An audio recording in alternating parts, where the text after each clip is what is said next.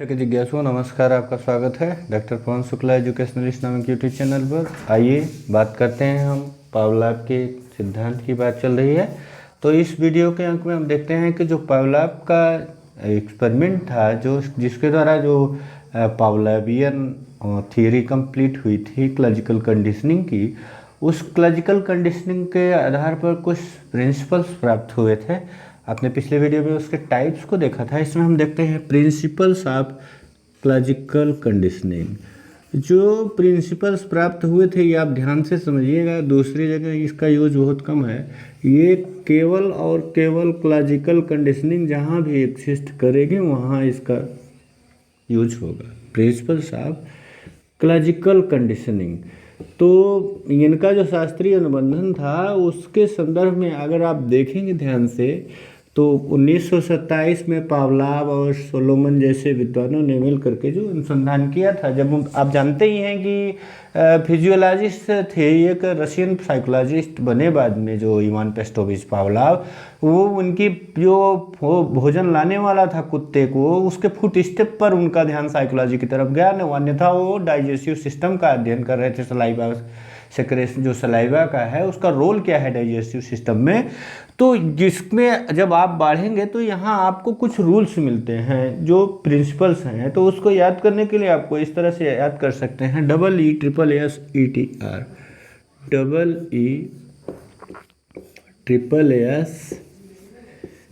EESSER।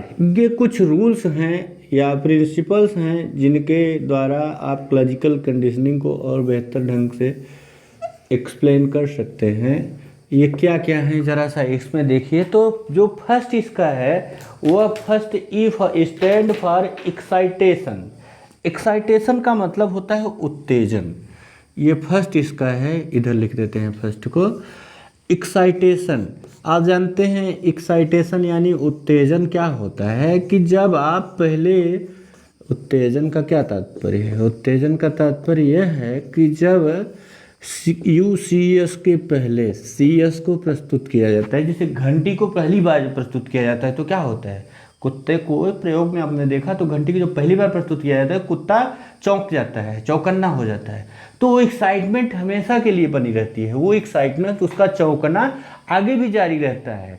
जब उसके साथ भोजन मिल जाता है तो वो धीरे धीरे उस चौंकने के साथ स्वाभाविक अनुक्रिया लार के स्राव को एडजस्ट करता है और एट लास्ट जब कंडीशनिंग कंप्लीट होती है तो आप देखते हैं कि घंटी के साथ ही लार स्राव कर लेता है। तो फर्स्ट ये इसका है एक्साइटेशन, बिना उत्तेजन के उसकी क्लॉजिकल कंडीशनिंग के साथ जो उसका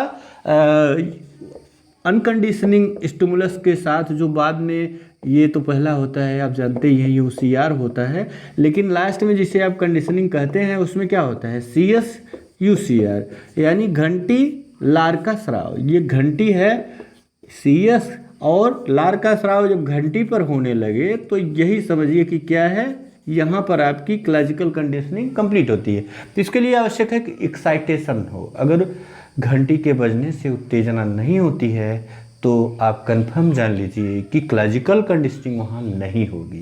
तो पहला सिद्धांत इसका है एक्साइटेशन का। दूसरा है एक्सहिबिशन का। दूसरा क्या है? एक्सहिबिशन मतलब होता है एक्सटिंक्शन होता है। एक्सटिंक्शन का मतलब विलोपन का। एक्सटिंक्शन यानी विलोपन। ये विलोपन क्या होता है?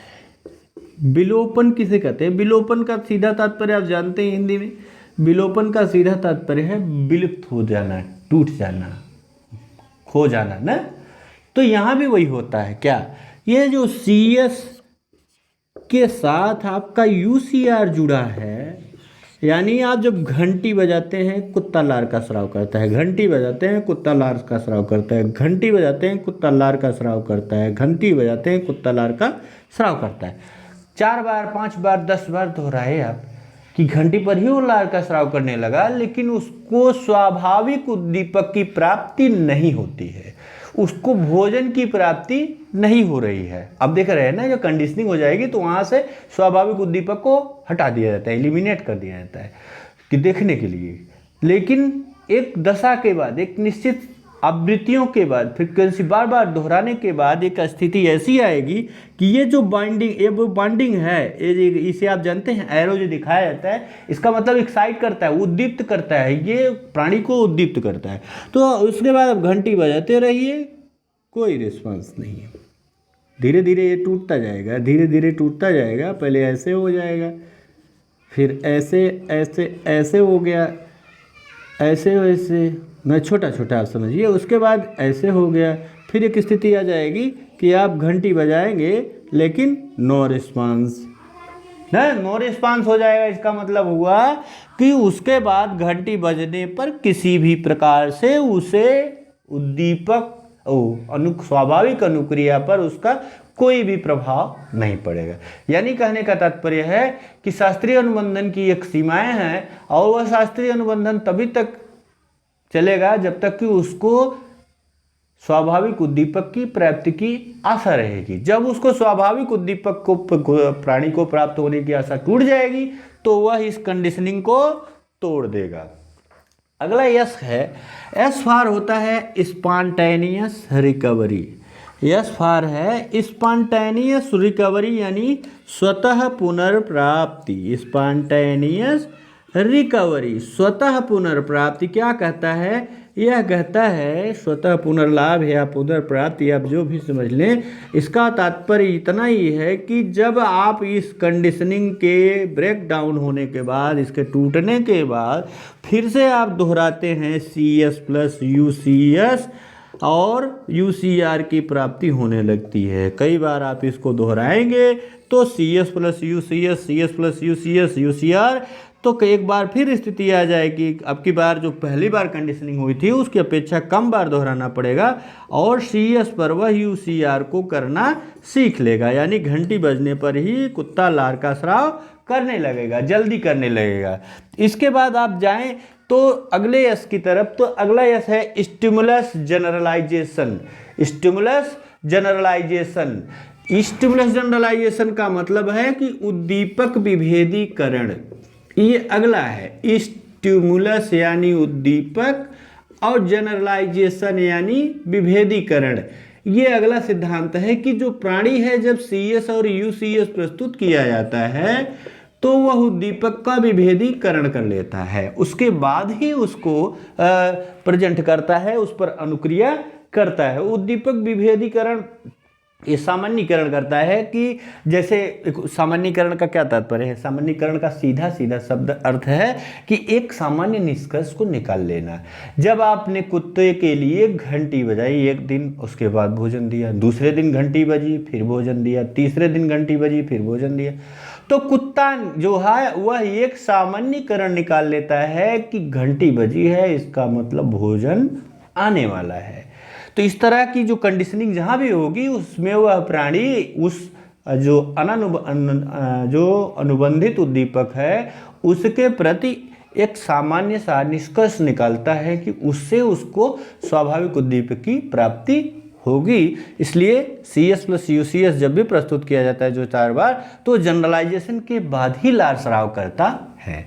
ये आपका था स्टिमुलस जनरलाइजेशन। इसके बाद अगला यस है, वह है स्टिमुलस डिस्क्रिमिनेशन। स्टिमुलस डिस्क्रिमिनेशन यानी भेद करना, जो उद्दीपक के संदर्भ में विभेदन की बात करता है।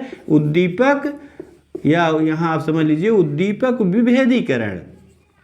उद्दीपक विभेदीकरण का क्या तात्पर्य है कि प्राणी के सामने जो भी कंडीशंस स्टिमुलस के रूप में प्रस्तुत की जा रही हैं उनमें वह उन उद्दीपकों को पहचानता है, पहचानने का प्रयास करता है, उनमें भेद करता है, जिनके द्वारा उसको UCS यानी उसका जो लक्ष्य है भोजन की प्राप्ति होती है।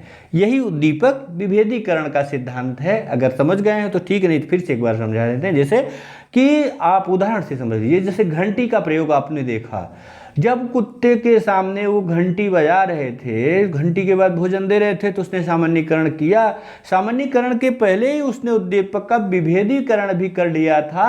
विभेदीकरण करने का मतलब हुआ कि उस घंटी के साथ और आवाज़ें भी सुनाई पड़ रही होंगी, बातचीत करना या फिर कुछ और, बाहर सड़कों का शोर भी सुनाई पड़ रहा होगा, लेकिन उन सड़कों के शोर से उसका भोजन से कोई संबंध नहीं था। उसने विभेदीकरण के पश्चात ही उसको देखा कि यहाँ उद्दीपक विभेदीकरण वह कहता है और देखता है, तब वो जानता है कि जो कौन सा है, उसके आधार पर वो जनरलाइजेशन निकालता है कि कौन सा उद्दीपक है जिसके आधार पर उसे भोजन की प्राप्ति हो रही है।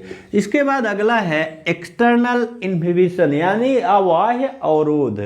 एक्सटर्नल इनहिबिशन मतलब, एक्सटर्नल का मतलब आप जानते हैं बाह्य, एक्सटर्नल इनहिबिशन का मतलब बाह्य अवरोध। ये जो कहता है, ये सिद्धांत कहता है बाह्य अवरोध का, ये नियम कहता है कि जब भी अनुबंधन हो चुका हो या हो रहा हो, उसी समय यदि कोई बाह्य अनुरोध बड़ा आ जाता है, बड़ा उद्दीपक, प्रभावी उद्दीपक आ जाता है, तो जो पहला अनुबंधन है टूट जाएगा। और अगर बार बार वही दोहराया जाता है तो वो सेकंड ऑर्डर का जो क्रम हो जाएगा उसमें जा करके एक्टिव हो जाएगा। उसे जब बार बार बाह्य अवरोध को बार बार प्रस्तुत किया जाएगा, तो यहाँ एक बात और आपके सामने आ जाएगी, सेकंड ऑर्डर कंडीशनिंग हो जाएगी, जिसको मैंने आपको नहीं बताया, यहीं पर आप समझ लीजिए कि सेकंड ऑर्डर कंडीशनिंग क्या होती है। द्वितीय कोटि का अनुबंधन है का तात्पर्य है कि प्रबल उद्दीपक, जो प्रबल CS को प्रस्तुत किया जाए, उसके बाद CS को प्रस्तुत किया जाए, फिर UCS को प्रस्तुत किया जाए, तो फिर UCR ही मिलता है, भोजन की ही प्राप्ति होगी। कब? जब जैसे प्रबल CS का मतलब, आप इसको प्रयोग को मैंने थोड़ा सा यहाँ आपके लिए छोड़ा था पिछले प्रयोग के संदर्भ में, कि जब अगला प्रयोग होता है कि अगले प्रयोग में वो घंटी की जगह तेज प्रकाश जलाते हैं, तेज प्रकाश के बाद घंटी जलाते हैं, तो वहाँ बाह्य अवरोध पहली बार होता है कि उसके जो वहाँ जो बैठा हुआ कुत्ते को जिस जगह बांधा गया है, वहाँ जब तेज प्रकाश जलता है, उसके बाद घंटी बजती है, तब भोजन आता है। तो वो CS से धीरे धीरे, जब ये कई बार दोहराया जाएगा प्रक्रिया को, तो CS को भूल जाएगा और बाह्य अवरोध के कारण कंडीशनिंग उसकी जो टूटेगी, वह बाह्य अवरोध बार बार प्रस्तुत होने से सेकंड ऑर्डर की कंडीशनिंग हो जाएगी और प्रबल अनुबंधित उद्दीपक से जुड़ जाएगी। इसके बाद जो T है टाइम सीक्वेंस की बात है। टाइम सीक्वेंस के आधार पर आपने देखा कि जो हमने पिछले वीडियो में बताया कि जो आपको टेम्परल सीक्वेंस है, कालिक क्रम है, आप इसको टाइम की जगह टेम्परल सीक्वेंस समझें। उसके आधार पर आपने देखा कि मैंने जो कंडीशनिंग है इसकी 5 प्रकार की बातें हमने की है। टेम्परल सीक्वेंस में आप एक चीज़ याद रखिएगा, इसमें एक क्वेश्चन बहुत बराबर पूछा जाता है कि पावलोवियन का जो कंडीशनिंग है उसमें कितने समय का गैप रखा जाता है, तो 0.5 सेकंड यानी आधा सेकंड का गैप रखना चाहिए CS और UCS में। ये टेम्परल सीक्वेंस के आधार पर आप 5 कंडीशनिंग को देख चुके हैं कि क्या क्या होता है, उसके पिछले वीडियो में आप जाएंगे तो आपको पता चलेगा। और लास्ट कंसेप्ट इनमें डायरेक्ट तो नहीं कहा था, लेकिन इनडायरेक्ट आया था, रीइंफोर्समेंट का। रीइंफोर्समेंट यानी पुनर्बलन की बात इसमें आती है। रीइंफोर्समेंट यानी पुनर्बलन की बात आती है। पुनर्बलन का तात्पर्य यह है कि इन्होंने प्रत्यक्ष रूप से नहीं कहा, लेकिन अप्रत्यक्ष रूप से जो स्वाभाविक उद्दीपक का प्रस्तुत होना है, ये स्वाभाविक उद्दीपक किस तरह कार्य करता है, उस प्राणी के लिए वह पुनर्बलन का कार्य करता है। अस्वाभाविक उद्दीपक यह है कंडीशन स्टिमुलस जिसको जुड़ना है, और स्वाभाविक उद्दीपक भोजन है। तो जो भोजन है वह घंटी के लिए पुनर्बलन का कार्य कर रहा है इनके सिद्धांत में। इस तरह से आपने जो प्रिंसिपल्स आप कुछ क्लासिकल कंडीशनिंग को देखा, EESSETR के रूप में याद करने के लिए भी और व्याख्यायित किया मैंने। आप जो है आइए, जो कुछ आपको कहना हो कमेंट बॉक्स में मैं आपको संतुष्ट करने का प्रयास करूंगा। चैनल लाइक शेयर सब्सक्राइब अवश्य कर लीजिएगा। धन्यवाद, नमस्कार।